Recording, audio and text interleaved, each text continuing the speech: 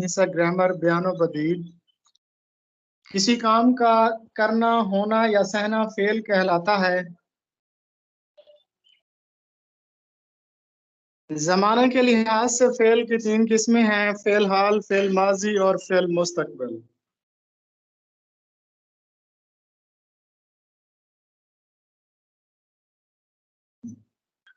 گزرے ہوئے زمانے میں کیے ہوئے کام کو فعل ماضی کہتے ہیں۔ موجودہ زمانے میں ہونے والے کام کو فعل حال اور آنے والے زمانے میں پائے جانے والے کام کو فعل مستقبل کہتے ہیں۔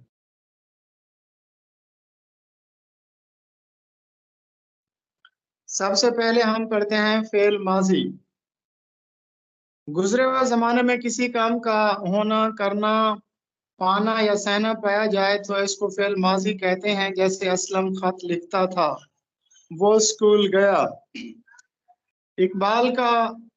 میر کا ایک شعر ہے کہ سرہانے میر کے آہستہ بولو، ابھی ٹک روتے روتے سو گیا ہے۔ جبکہ کلیات میر میں سرہانے میر کے کوئی نہ بولو بھی لکھا ہوا ہے، تو سرہانے میر کے آہستہ بولو، ابھی ٹک روتے روتے سو گیا ہے۔ تو اس میں آہستہ بولو یہ تو فعل امر ہے، آہستہ بولو، لیکن سو گیا ہے یہ فعل ماضی قریب ہے۔ سو گیا ہے فعل ماضی قریب۔ بعد ہے ادبی اصطلاح میں آج ہم نے پڑھنا ہے انشائیہ۔ کل ہم نے انشاء پڑھا تھا، آج ہے انشائیہ۔ انشائیہ کے معنی ہوتے ہیں عبارت کے۔ انشائیہ نثر کی وہ صنف ہے جو مضمون کی مانند لگتی ہے مگر مضمون سے قدر مختلف ہوتی ہے۔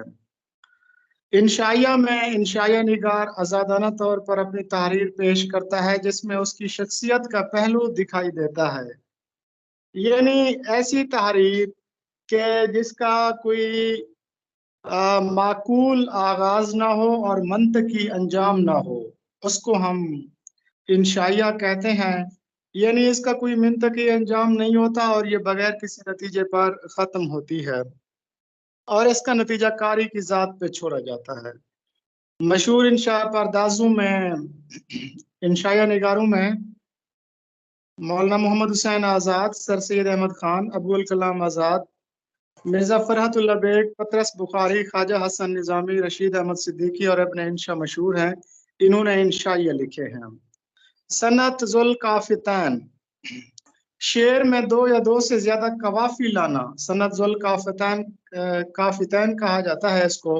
جیسے اقبال کا ایک شعر ہے، تیرے کعبے کو جبینوں سے بسایا ہم نے، تیرے قرآن کو سینوں سے لگایا ہم نے۔ تو اس میں اب 2 قافیہ آ رہے ہیں ایک ہی شعر میں، جبینوں اور سینوں، بسایا اور لگایا۔ سوری اسکرین نہیں آ رہی آگے سے، جو آپ آگے سے پڑھا رہے ہیں۔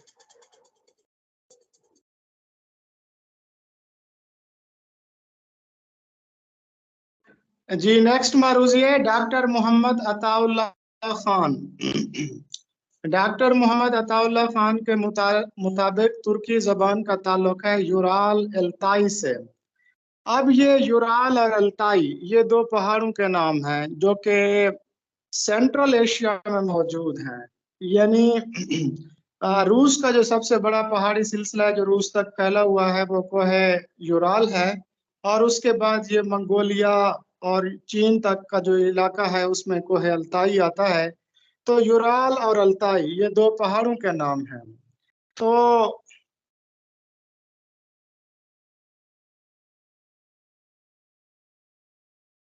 ان 2 پہاڑوں کے درمیان منگول آباد تھے۔ محمد عطا اللہ کے مطابق ترکی زبان کا تعلق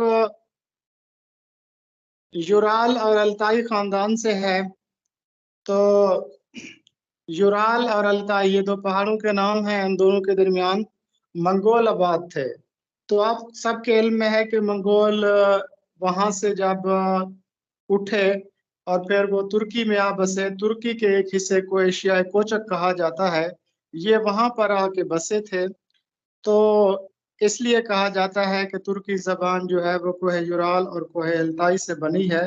تو یہ دراصل 2 پہاڑ تھے، ان دونوں پہاڑوں کے درمیان منگول آباد تھے۔ اس کے بعد ہے کل مغل بادشاہ 19 ہوئے ہیں.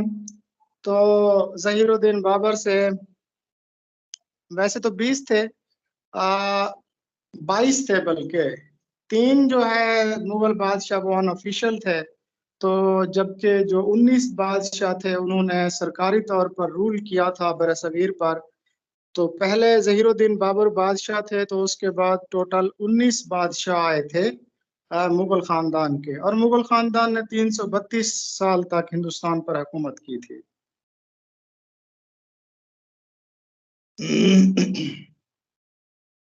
بادشاہوں کی مادری زبان ترکی تھی، اور مغل بادشاہوں کی سرکاری زبان جو دربار میں بولی جاتی تھی یا خط و کتابت جس میں ہوتی تھی وہ فارسی تھی.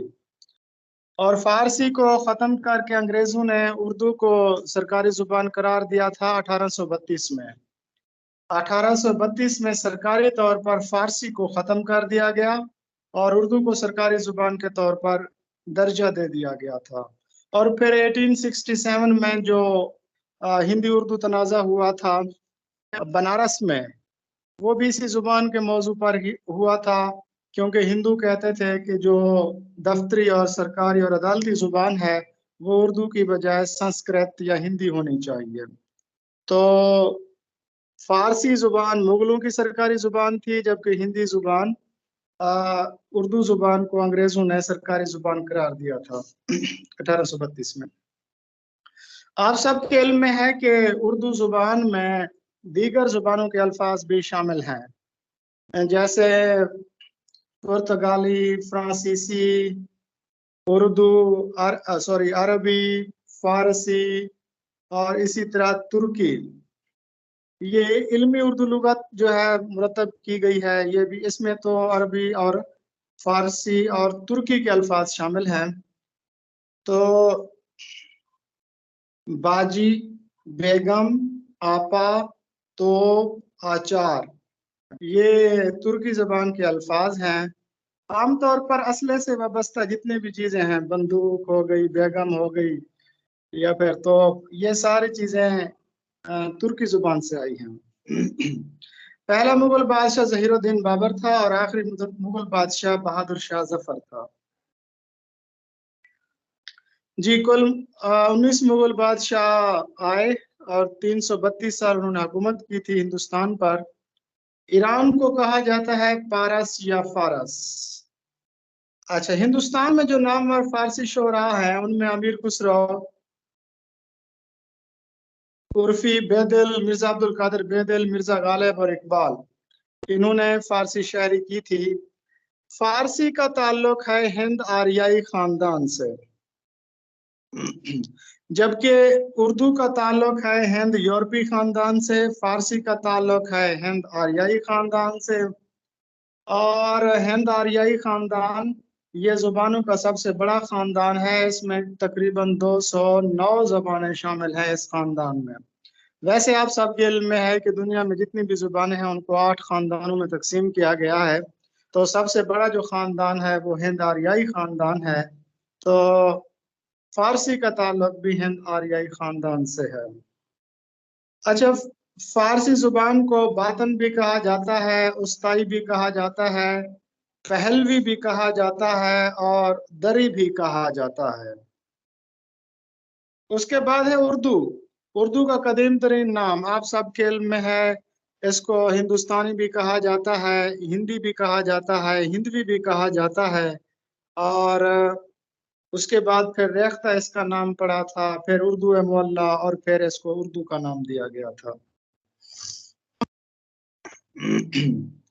اس کے بعد ہے کہ ایران پر قبضے کے بعد فارسی پر اثرات ہوئے اردو کے، سوری عربی کے. تو آپ سب کے علم میں ہے کہ غالباً 642 عیسوی ہے کہ جب حضرت عمر رضی اللہ تعالیٰ عنہ کا دور حکومت تھا اور مسلمانوں نے جنگ قادسیہ کی تھی. جنگ قادسیہ کے بعد پھر پورے ایران پر مسلمانوں کا قبضہ ہو گیا تھا، اور اس کے بعد پھر عربی کے جو اثرات تھے وہ فارسی پر پڑے تھے. اس کے بعد ہے کہ کنجکشن جوائنز. جو کنجکشن جس کو حروف عطف کہتے ہیں، کنجکشن، وہ میرے خیال میں دو کلاسز کو آپس میں ملاتا ہے۔ اس کے بعد ہے it is useless to cry over, یہ ایک ضرب المثل ہے کہ it is useless to cry over spilt milk. تو ٹو کرائی ولف یعنی بھیڑیے کی آواز میں بلانا، یہ دراصل بھیڑیا مکاری کی علامت ہے۔ تو ٹو گیو فالس الارم یعنی کہ غلط خبر پہنچانا، غلط اطلاع دینا۔ اس کے بعد ہے add fuel to the fire یعنی آگ پر ایندھن جھڑکنا، جس کو کہا جاتا ہے نا کہ جلدی پر تیل چھڑکنا۔ تو اس کا جو صحیح جواب ہے وہ ہے ایگریویٹ ٹربل یعنی کہ ٹربل کو مزید بڑھانا۔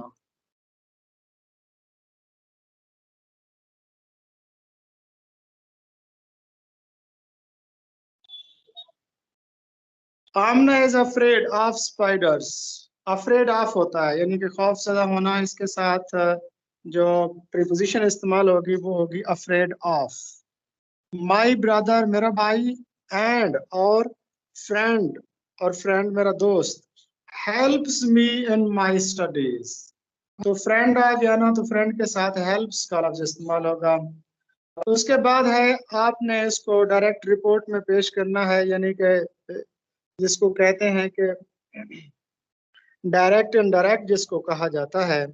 دا اسٹوڈنٹ سیڈ، طالب علم نے کہا، سر آئی ایم ناٹ گلٹی، مجھے اس پر شرمندگی نہیں ہے۔ تو اب رولز آپ کے علم میں ہیں کہ آپ نے اس کو کیسے چینج کرنا ہے۔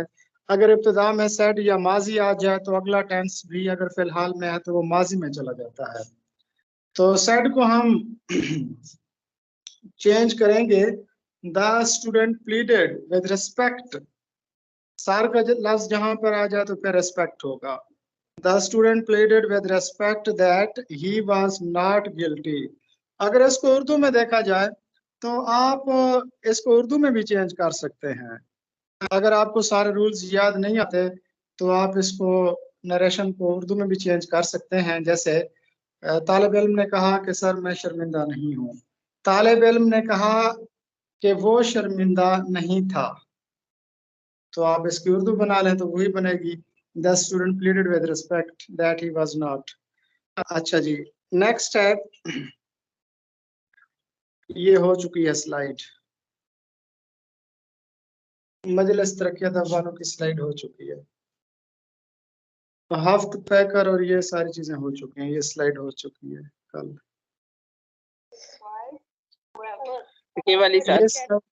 یہ سلائیڈ بھی ہو چکی ہے، گھنگرو ٹوٹ گئے۔ 36 سے شروع ہوگی سر 51 سے شروع ہوگی، میں نے 50 تک کل کروا دیے تھے۔ آخری سوال جو تھا وہ تھا مشہور نعتیہ قصیدہ لامیہ، وہ آپ نے بتایا تھا محسن کاکوروی کا۔ آج سے ہم نے 51واں سوال کرنا ہے۔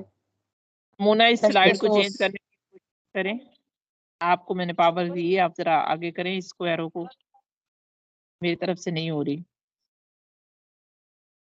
میم اب دیکھیں ہو گئی ہے، میری طرف شو ہو رہی ہے، بس پھر ہو جائے گی سر کی طرف بھی شو۔ سر ہوئی ہے یا نہیں؟ جی ابھی تک نہیں ہوئی پرانی، ہاں اب ہو گئی ہے۔ ٹھیک ہے جی اس کے بعد پہلا سوال ہے کہ دشت سوس کس کا ناول ہے؟ دشت سوس یہ جمیلہ ہاشمی کا عام ترین اور معروف ترین ناول ہے۔ یہ ایک تاریخی اور کرداری ناول ہے۔ یہ 1983 میں شائع ہوا تھا، رائٹرز بک کلب لاہور کی طرف سے شائع ہوا تھا۔ اس کا اگر ہم دیکھیں جمیلہ ہاشمی کے جو دیگر ناول ہیں جس میں آتش رفتہ، تلاش بہاراں، جوگ کی رات، روہی، یہ شامل ہیں۔ तलाश बहरा इनका बेहतरीन नावल है जिस पर आदम जी अवार्ड भी उनको दिया गया था 1961 में। लेकिन दश्ते सोस भी एक कामयाब तारीखी और किरदारी नावल है। तो उसके बाद इनका एक और नावल भी शाये हुआ था 1988 में गलबन, चेहरा ब चेहरा रूबरू, जो उन्होंने कुरतुल-ऐन तहरा, जो कि पहली फेमिनिस्ट शायरा जिसको समझा जाता है, जिनका ताल्लुक ईरान से था, और एक फर्जी मुलाकात भी जावेद नामा में इकबाल ने इनसे की थी। तो कुरतुल-ऐन तहरा की शख्सियत पर जो नावल है वो चेहरा ब चेहरा रूबरू है। जबकि 10वीं सदी ईस्वी के एक मशहूर सूफी जिनका ताल्लुक बगदाद से था, उनका नाम था मंसूर हल्लाज, जिनके बारे में आप सबके इल्म में है कि अना उल हक कहने की पैदाइश में उनको फांसी दे दी गई थी। और ये जो नावल है, तारीखी नावल दश्ते सोस, ये उसी शख्सियत के पस मंजर में लिखा गया है। उनका असल नाम था हुसैन बिन मंसूर हल्लाज। हुसैन उनका असल नाम था, मंसूर उनके वालिद का नाम था, और हल्लाज ये उनका लक़ब था। तो हुसैन बिन मंसूर हल्लाज ये तूस शहर में पैदा हुए थे। ईरान का शहर है एक तूस, वहां पैदा हुए थे। 16 साल की उम्र में कुरान मजीद इन्होंने हिफ्ज़ किया था। सोमो सलात के भी पाबंद थे और सैर व सयाहत के भी दिलदादा थे।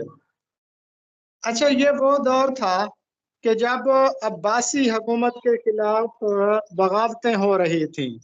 तो ये बाद में पीर बन गए थे, सूफी बन गए थे, और फिर जो अब्बासी खुलफा थे वो मंसूर बिन हल्लाज से, बल्कि हुसैन बिन मंसूर हल्लाज से खौफ ज़दा थे। और आखिर एक वजीर था हामिद बिन अब्बास। हामिद बिन अब्बास ने, एक आलिम था इब्न दाऊद इस्फहानी, इब्न दाऊद इस्फहानी से मंसूर हल्लाज के कत्ल का, जी मेरी आवाज नहीं पहुंच रही? बिल्कुल सर क्लियर है आपकी सर। आवाज आ रही है। अच्छा, तो बच्ची कह रही थी कि मुझे आवाज अच्छा, तो हम डिस्कस कर रहे थे दश्ते सोस नावल को।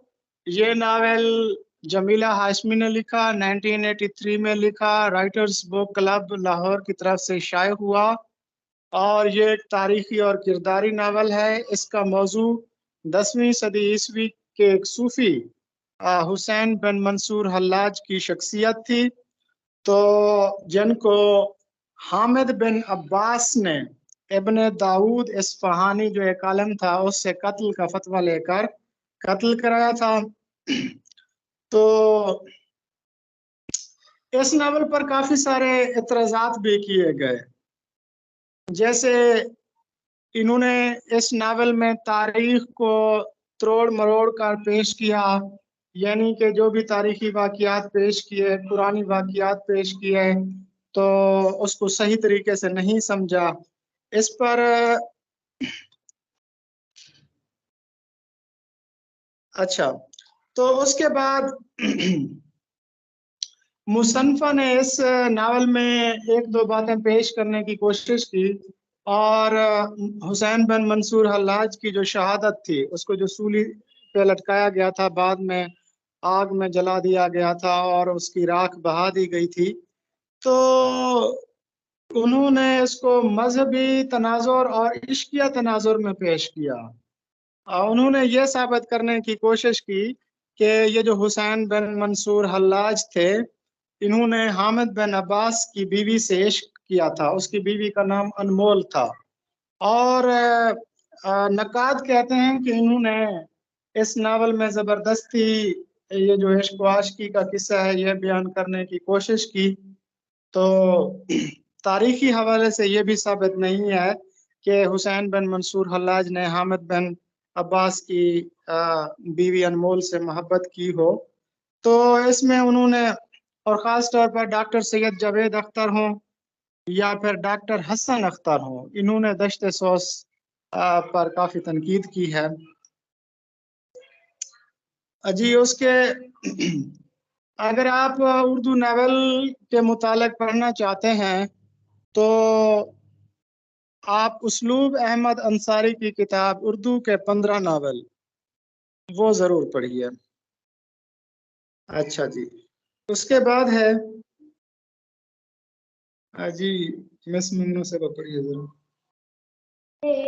سر اگلی جو معروضی ہے وہ ہے کئی چاند تھے سرے آسماں، شمس الرحمان فاروقی کا شاہکار ناول ہے۔ ناول کا عنوان کس شاعر کے مصرے سے لیا گیا ہے؟ جی احمد مشتاق، جو کہ ناصر کاظمی کے بھی دوست تھے اور اس وقت یورپ میں رہائش پذیر ہیں، ان کا ایک خوبصورت شعر تھا، کئی چاند تھے سرے آسماں کے چمک چمک کے پلٹ گئے، کئی چاند تھے سرے آسماں کے چمک چمک کے پلٹ گئے، نہ لہو میرے ہی جگر میں تھا نہ تمہاری زلفوں سیاہ تھی۔ تو ناول کا عنوان اس شعر سے مستعار لیا گیا۔ جی روشنائی کس کی تصنیف ہے؟ جی روشنائی جو ہے نا، یہ ہم نے اس کو ڈیٹیل سے پڑھ لیا تھا کہ یہ ترقی پسند تحریک کے روح سجاد ظہیر کی لکھی ہوئی کتاب ہے، اور اس میں ترقی پسند تحریک کی تاریخ اور تنقید ہے۔ جی نیکسٹ۔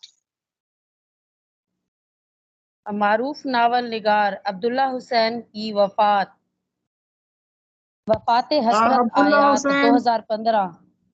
جی 14 اگست 1931 کو یہ پیدا ہوئے تھے راولپنڈی میں، اور پھر 4 جولائی 2015 کو لاہور میں ان کا انتقال ہوا تھا، 4 جولائی 2015۔ اور اگر ان کے ناول دیکھے جائیں تو ان کے 3 ناول ہیں، اداس نسلیں، باغ اور نادار لوگ، یہ ان کے 3 ناول ہیں، اور قید اور رات یہ ان کے 2 ناول ہیں، اور نشیب اور فریب یہ 2 ان کے افسانوی مجموعے ہیں۔ تو 3 ناول، 2 ناول اور 2 افسانوی مجموعے ہیں ان کے۔ انہوں نے اداس نسلیں کا انگریزی ترجمہ خود کیا تھا دا ویئری جنریشنز کے نام سے۔ جی نیکسٹ۔ روزگار فقیر علامہ اقبال کی کس نوعیت کی نگارشات کا مجموعہ ہے؟ جی روزگار فقیر اس کی 2 جلدیں ہیں، یہ فقیر سید وحید الدین کی یادداشتوں کا مجموعہ ہے جو انہوں نے اقبال کے ساتھ کی تھی۔ دوسرے لفظوں میں ہم کہہ سکتے ہیں کہ اقبال سے جب انہوں نے ملاقات کی تھی تو اقبال کے جو اقوال تھے ان کو اس میں بیان کیا ہے، یعنی ان کے ملفوظات کو بیان کیا گیا ہے۔ جی نیکسٹ۔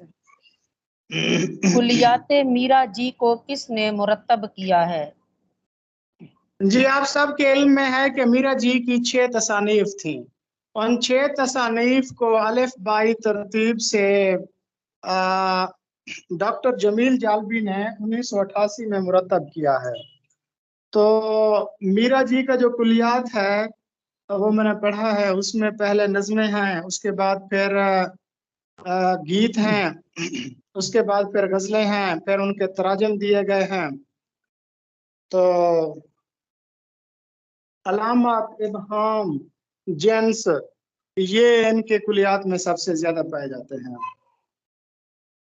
اور انہوں نے تراجم بھی کیے تھے، غیر ملکی تراجم بھی کیے تھے، جیسے سیفو جو عظیم یونانی شاعرہ تھی ان کے اشعار کے تراجم ہیں۔ اس کے بعد کیٹولس یہ روم کا عظیم شاعر تھا، اس کے تراجم ہیں۔ اس کے بعد ودیا پتی یہ ایک ہندی شاعر تھا، اس کے تراجم ہیں۔ چنڈی داس بنگالی شاعر تھا، اس کے تراجم ہیں۔ اسی طرح یہ خود جو ہے نا بودلیئر سے بہت زیادہ متاثر تھا۔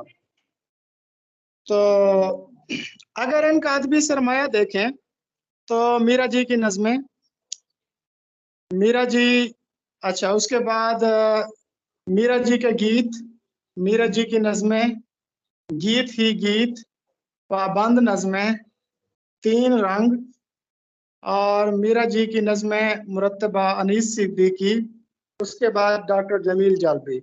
ये इनका जो कुलियात था जो डॉक्टर जमील जालबी ने मुरतब किया है, ये लंदन से शाये हुआ था। ये पूछ सकते हैं ये कब शाये हुआ था, 1988 में। कहाँ से शाये हुआ था, लंदन से शाये हुआ था। किसने मुरतब किया, डॉक्टर जमील जालबी ने मुरतब किया। इसी तरह उनका जो बाकी कलाम था, वैसे इसमें कुछ बाकियात भी शामिल हैं, लेकिन जो मीरा जी की बाकियात थी, मीरा जी के कलाम की बाकियात थी, उनको शीमा मजीद ने मुरतब किया था फिर 1990 में, यानी 1990 में 2 साल के बाद कुलियात बाकियात मीरा जी को शीमा मजीद ने फिर मुरतब किया था। जी नेक्स्ट।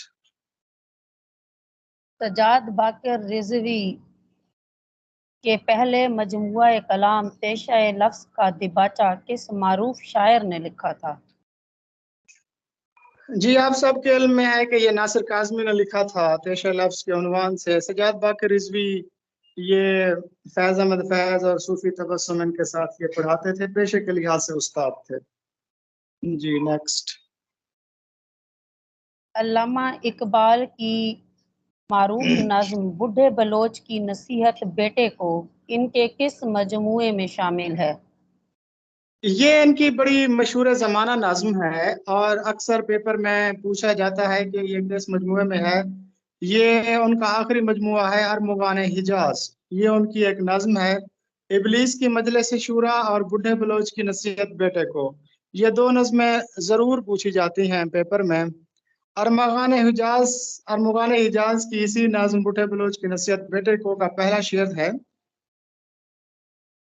खो तेरे बयाबां की हवा तुझको गवारा, इस दश्त से बेहतर है न दिल्ली न बुखारा। और इसी नज़्म का एक शेर है, अफराद के हाथों में है अक़वाम की तकदीर, हर फर्द है मिल्लत के मुकद्दर का सितारा।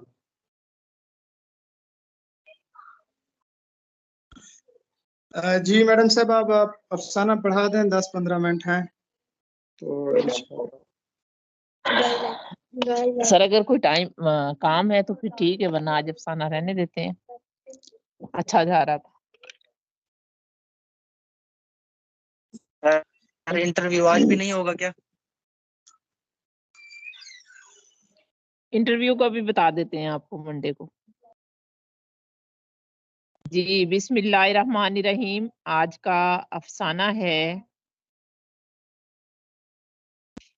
कतबा। जो अफसाना है शरीफ हुसैन, इसका बुनियादी किरदार है शरीफ हुसैन और अफसाना आपको पता है कि ये गुलाम अब्बास का है। बुनियादी तौर पर ये कहानी है एक ऐसे क्लर्क की जो सारी उम्र एक ख्वाहिश करता है कि एक आला मियार पे वो पहुंच सके, आला पाए की नौकरी हासिल कर सके और अपना एक ज़ाती मकान बना सके और उस मकान के दरवाजे पर अपने नाम की तख्ती लगवा सके। मैमूना आपको स्लाइड शेयर हो रही है? नहीं मैम। चले मैं दोबारा करती हूँ। जैसे मिर्जा गालिब का एक मशहूर शेर है, हजारों ख्वाहिशें ऐसी कि हर ख्वाहिश पे दम निकले, बहुत निकले मेरे अरमा लेकिन फिर भी कम निकले। इंसानी जिंदगी जो है वो सारी उम्र गुजरती ही ख्वाहिशात, आरजुओं और हसरतों की तकमील की सूरत में है। इंसान इस दुनिया में आता है और उसकी कोशिश होती है कि वो कुछ ना कुछ हासिल कर ले। तो कतबा का मरकजी किरदार जो शरीफ हुसैन है, उसकी जिंदगी भी इन्हीं आरजुओं, ख्वाहिशों और तमन्नाओं के गिर्द घूमती। एक बुनियादी ख्वाहिश थी उसकी कि एक मकान बनाऊं, उसका कतबा बनाऊं बाहर और उसके ऊपर एक तख्ती लगाऊं, तख्ती लगाने के बाद उस पे अपना नाम लिखवाऊं। और उसकी वो ख्वाहिश सारी उम्र पूरी नहीं हुई। यही हसरत लेके शरीफ हुसैन जो दर्जा दोम का क्लर्क था वो वफात पा जाता है और वो तख्ती उसकी कब्र का कतबा बन जाती है। पिछले इंटरव्यू में एक सवाल पूछा गया था कि कतबा का दूसरा नाम क्या था। तो जनाब वो तख्ती बनने से पहले ये मरमरी टुकड़ा था, संगे मरमर का, यानी संगे मरमर का टुकड़ा। किरदार अगर इस अफसाने के देखें तो शरीफ हुसैन, बीवी बच्चे, कबाड़िया और क्लर्क हैं। थीम मैं अभी आपको बता चुकी हूँ कि जिंदगी ख्वाहिशात और तमन्नाओं का दूसरा नाम है। इंसान की सारी जिंदगी इन्हीं ख्वाहिशात से वाबस्ता है। गालिब का शेर, हजारों ख्वाहिशें ऐसी कि हर ख्वाहिश पे दम निकले, बहुत निकले मेरे अरमा, लेकिन फिर भी कम निकले।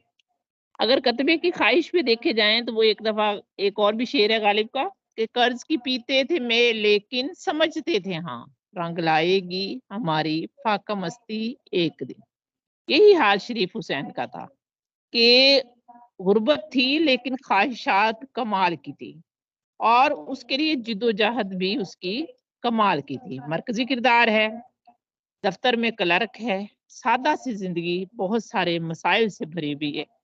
बच्चों की तालीम और तरबियत, उनकी शादियां, घर का खर्च, ये सब शरीफ हुसैन पे है। और जब वो दर्जा दोम से तरक्की पाकर कुछ दिनों के लिए हेड क्लर्क बनता है तो उसे लगता है कि उसकी मुराद भर आई है। फिर वो एक कुर्सी और मेज खरीदता है और उस पे बाकायदा उस तख्ती को रख कर घंटों तका करता है कि अब मुझे एक ऐसा प्लेटफार्म मिल गया है जो मेरी ख्वाहिशों और आरजुओं को पूरा कर देगा।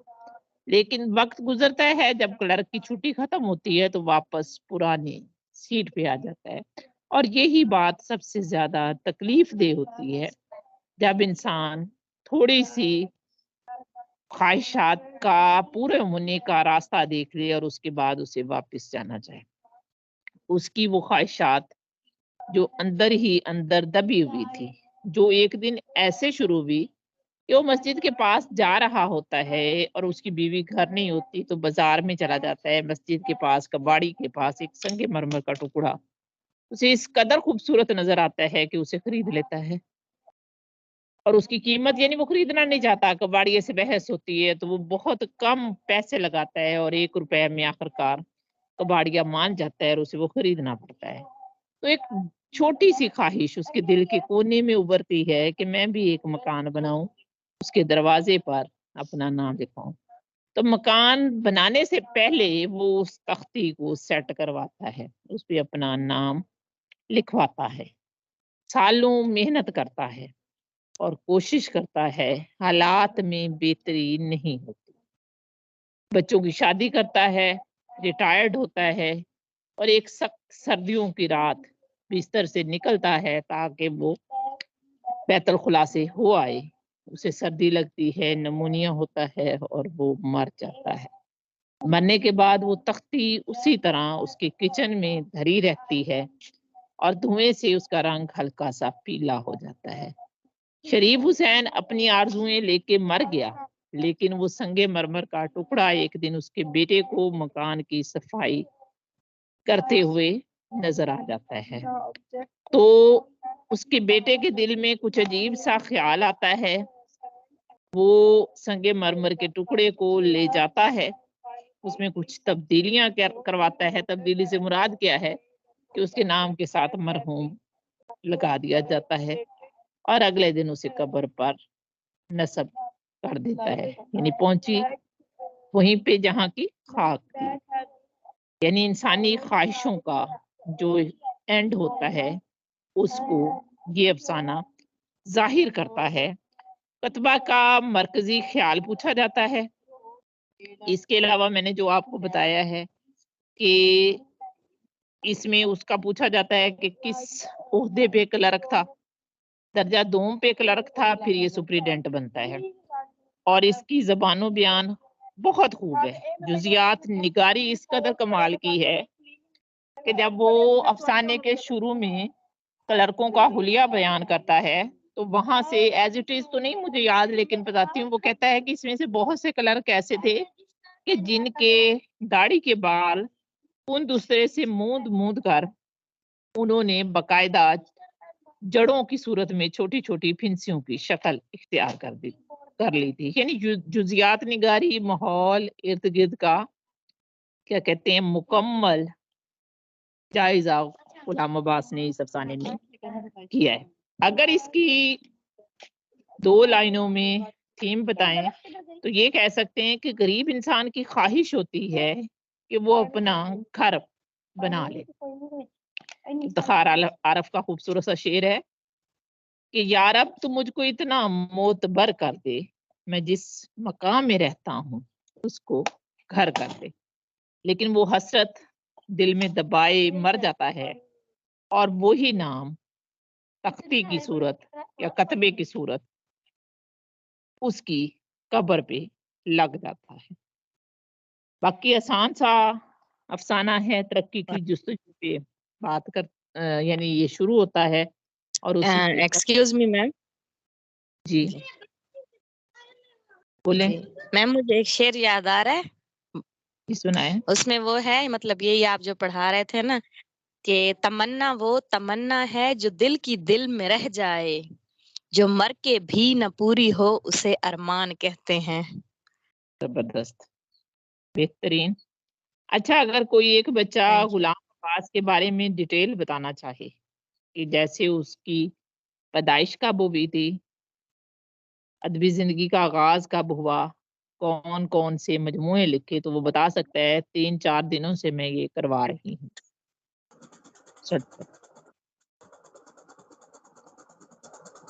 میم ان کی پیدائش امرتسر میں ہوئی تھی اور انہیں ادبی زندگی کا آغاز 1925 میں کیا اور 25 سے 28 تک 3 سال انہوں نے غیر ملکی زبانوں میں تراجم کیے اور ان کا پہلا افسانی مجموعہ 1938 میں شائع ہوا آنندی کے نام سے، اور 1948 میں آنندی نام سے یہ افسانی مجموعہ بھی شامل ہوا، اور ایک ان کا ناولٹ ہے گوندنی والے کا تکیہ، وہ بھی ہے، اور جزیرے۔ اس کے علاوہ وہ ریڈیو پاکستان سے بھی وابستہ رہے اور تہذیب نسواں رسالے سے بھی منسلک رہے، اور ٹھیک ہے جی میمونہ جی، آپ سے سنتی ہوں بس 1 منٹ۔ ایک چیز یہ بہن نے بتایا ہے تو میرے ذہن میں آ گئی، گوندنی والا تکیہ ان کا ناول نہیں ہے، نہ ہی ان کا افسانوی مجموعہ ہے، یہ ان کا ناولٹ ہے۔ ناولٹ ہے جی، اور یہ تکیے کی کہانی ہے۔ تکیہ کہتے ہیں بیٹھنے کی جگہ۔ ایک سائیں ہوتا ہے نگینہ سائیں، اس نے کچھ درخت لگا رکھے ہوتے ہیں، اس کے نیچے محلے کے بچے آ کے کھیلتے ہیں، وہ گوندریاں جو ہیں توڑتے ہیں، وہ کسی کو کچھ نہیں کہتا، صرف درختوں کی شاخیں توڑنے پہ بولتا ہے۔ تو مصنف بھی ان بچوں میں شامل تھا، باہر کے ملک چلا گیا، کچھ وقت وہاں گزارا، اور اس کے بعد جب واپس آتا ہے تو پورے شہر کا حلیہ بدلا ہوا ہوتا ہے، تو وہ شعور کی رو میں بہ کر وہ پرانی باتیں یاد کرتا ہے اور اس گوندنی والے تکیے کو یاد کرتا ہے، اس کے بارے میں تھا۔ جی میمونہ، آپ رپیٹ کرنا چاہ رہی تھی تو آپ کر سکتی ہیں۔ جی میم، غلام عباس کے حالات زندگی کے بارے میں ہے کہ غلام عباس 17 نومبر 1909 میں امرتسر میں پیدا ہوئے تھے، اور کچھ محققین اس کے بارے میں اختلاف بھی کرتے ہیں۔ کچھ لوگ کہتے ہیں کہ ان کی تاریخ پیدائش جو ہے وہ 1909 نہیں ہے بلکہ 1907 ہے۔ انہوں نے جو اپنے لکھنے کا آغاز کیا تھا وہ ان کی ابتدائی ایک کہانی تھی بکری۔ 1922 میں انہوں نے یہ کہانی لکھی تھی، اور پھر وہی کہانی انہوں نے اپنے استاد محترم کو دکھائی تھی۔ استاد کا نام تھا مولوی لطیف علی، جس پر انہوں نے ان کی حوصلہ افزائی کی اور یہ شوق ان کا بڑھا، اور پھر اس کے بعد انہوں نے جو ہے ایک باقاعدہ ذرا لکھنا شروع کیا تھا۔ اس ٹائم یہ کس کلاس میں تھے، آپ کو یاد ہے یا نہیں؟ بتایا تھا میں نے۔ جی میم، یہ 7ویں جماعت میں تھے، جی جی اوکے۔ 7ویں جماعت میں تھے، اور پھر بعد میں ان کا یہ شوق بڑھا۔ اس کے بعد یہ حوصلہ افزائی ہوتی ہے، موٹیویشن ہوتی ہے جو انسان کو تحریک دیتی ہے کہ انسان آگے سے آگے بڑھے۔ پھر 1925 میں انہوں نے باقاعدہ لکھنے کا آغاز کیا تھا، اور انہوں نے یہ جو آغاز کیا تھا یہ انگریزی نظموں کے تراجم سے کیا تھا، یعنی 3 سال تک انہوں نے تراجم کیے، 1925 سے 1928 تک۔ اس کے بعد 1928 سے 1937 تک یہ تہذیب نسواں اور پھول جو ایک رسالہ تھا اس میں لکھتے رہے تھے۔ اس کے علاوہ ان کی جو ادبی زندگی ہے یا ادبی خدمات ہیں ان میں اگر ہم دیکھیں تو انہوں نے 3 افسانوی مجموعے ہیں ان کے، آنندی، جاڑے کی چاندنی، کنرس۔ جاڑے کی چاندنی جو ہے اس پر ان کو آدم جی ادبی ایوارڈ بھی ملا ہے۔ اس کے علاوہ ان کا جو ہے جزیرہ سخنوراں ایک ناول ہے ان کا، دھنک، اور بچوں کے لیے انہوں نے جو نظمیں لکھی ہیں چاند تارا، یہ ان کی نظموں کا مجموعہ ہے۔ اس کے علاوہ جو ان کا سب سے اہم کام ہے وہ ایوب خان کی سوانح عمری جو انہوں نے انگریزی زبان میں لکھی تھی، فرینڈز ناٹ ماسٹر، اس کا ترجمہ انہوں نے اردو زبان میں کیا تھا، جس رزق سے آتی ہو پرواز میں کوتاہی۔ اور ان کو ستارہ امتیاز بھی ان کی خدمات پر دیا گیا تھا۔ 1982 میں انہوں نے وفات پائی اور کراچی کے جو سوسائٹی قبرستان ہے اس میں یہ مدفون ہیں۔ ریڈیو پاکستان میں بھی انہوں نے ملازمت کی ہے۔ ریپیٹ کیجیے گا تاکہ بچوں کو کلیئر ہو جائے۔ جی میم، وفات دوبارہ ریپیٹ کیجیے گا، میں نے کہا بہترین ان کی بتا۔ جو وفات ہے وہ 1982 میں ہوئی، 1982 میں انہوں نے وفات پائی، اور یہ جو ہے کراچی کے سوسائٹی قبرستان میں مدفون ہیں۔ اور ان کی پیدائش اور وفات میں ایک چیز مشترک ہے کہ ان کی پیدائش بھی نومبر میں ہے اور ان کی وفات بھی نومبر میں ہے۔ زبردست۔ اچھا، یہ کہانی جو لکھی تھی اس کا کیا جی جی، انہوں نے جو لکھے تھے نا وہ جزیرہ سخنوراں کے نام سے بھی تو انہوں نے لکھے ہیں نا افسانے۔ وہ ہے نا جزیرہ سخنوراں کے، وہ تراجم ہے اور زیادہ تر فرانسیسی ادب کا تراجم ہے وہ۔ اچھا، تو جی یہ جی بتائیں کہ جو خان کی سوانح ہمراہ لکھی کے تھی نا، نام سے بھی انہوں نے افسانوں کے تراجم دیکھیں، جی آپ ایک بندہ بات کرے نا تو پھر وہ آواز آتی ہے۔ اب کوئی سوانح عمری کے بارے میں پوچھ رہا ہے اور کوئی اور۔ ایوب خان کی جو سوانح عمری تھی وہ انگریزی زبان میں تھی، اس کا نام تھا friends not master, friend not master. اس کا انہوں نے اردو زبان میں ترجمہ کیا تھا، جس رزق سے آتی ہو پرواز میں کوتاہی۔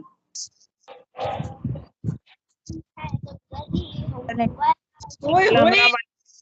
چاہ رہی ہاں، قرآن مجید ہے یہ، کوئی تھوڑی ویسے ویسے چیز ہے بیٹا، پڑھنے والا سافٹ پڑھنا ہے۔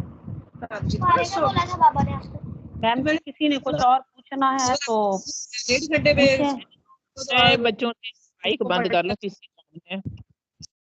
جی بچوں، مجھے ایک چیز بس لاسٹ بتا دیں کہ یہ جو افسانہ میں نے ابھی آج پڑھایا ہے کتبہ، یہ کس افسانوی مجموعے میں ہے؟ کیونکہ اکثر یہ پوچھا جاتا ہے، اگر کسی کو پتا ہے تو بتا دے ورنہ میں بتا دیتی ہوں۔ آپ ہی بتا دیں۔ میں بتا دوں، یہ ان کا پہلا افسانوی مجموعہ تھا، اس کا نام کیا تھا؟ میں نے بتایا تھا آپ کو 39 میں پہلا افسانوی مجموعہ 1948 میں شائع ہوا۔ ہاں جی، آنندی میں شامل ہے یہ یاد رکھیے گا۔ اوکے، اللہ حافظ۔ یہ افسانہ جو کتبہ ہے یہ بھی تھوڑا سا غلام افسر جی بیٹا بولیں جی۔ میم، تھوڑا سا میں غلام عباس کی میم تھوڑا سا میں آپ کی بات ٹوک رہی ہوں، میں آپ کو تھوڑا سا غلام عباس کی ذاتی زندگی کے بارے میں بتانا چاہ رہی تھی کہ اس کے والد کا کیا نام تھا اور اس نے کتنی شادیاں کی تھی اور اس کے کتنے بچے تھے۔ جی بالکل بتائیں۔ میم، جو اس کے والد تھے نا ان کا نام میاں عبدالعزیز، جو اس کے والد تھے نا ان کا نام میاں عبدالعزیز تھا، اور جو یہ تھے نا غلام عباس، اس نے 2 شادیاں کی تھی۔ جو پہلی شادی کی تھی اس بیوی کا تعلق، اس کا نام زینب تھا اور اس کا تعلق علی گڑھ سے تھا، اور یہ 1939 عیسوی میں اس نے پہلی شادی کی تھی، اور اس سے اس کی بیوی کے تھے 5 بچے۔ اس میں سے 3 کی 4 بیٹیاں اور 1 بیٹا پہلی بیوی سے، اور دوسری انہوں نے شادی کی تھی لندن میں ایک انگریز خاتون سے، اس سے بھی 5 بیٹے، اس کے 5 بچے تھے، اس میں سے 2 بیٹیاں تھیں اور 1 بیٹا تھا، سب تو اس کے 4 یعنی کے بچے تھے۔ اور میم جو اس کا یہ جزیرہ سخنوراں ہے نا، یہ اس کی طنزیہ تحریر ہے، اور جو جاڑے کی چاندنی ہے نا، اس کا جو دباچہ ہے نا وہ نون میم راشد نے لکھا ہے، اور جو اس کا گوندنی والا تکیہ ناولیٹ ہے نا، اس کا جو دباچہ ہے نا وہ عرض حال کے نیم سے ہے.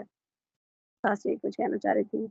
اور اس کے علاوہ انہوں نے بچوں کے لیے بھی بہت زیادہ نظمیں لکھی تھی. اور میم جو اس کا پہلا افسانہ ہے نا تبازاد، جس نے پہلا افسانہ تبازاد لکھا تھا وہ مجسمہ تھا. مجسمہ تھا. پہلے لکھے تھے لیکن ترجمہ شدہ تھے. چلیں جی، اللہ حافظ. ٹائم اوپر ہو گیا ہے، کل ملتے ہیں پھر.